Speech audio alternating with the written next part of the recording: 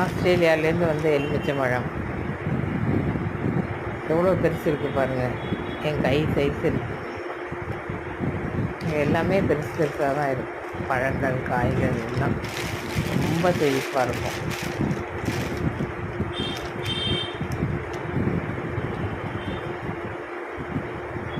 கிட்டத்தட்ட சாத்துக்குடி சைஸில் இருக்கு பாருங்கள். ஆஸ்திரேலியாவிலேருந்து வந்த எலுமிச்சம்பழம் எவ்வளோ பெருசு பாருங்கள். சாத்துக்குடி சைஸ்.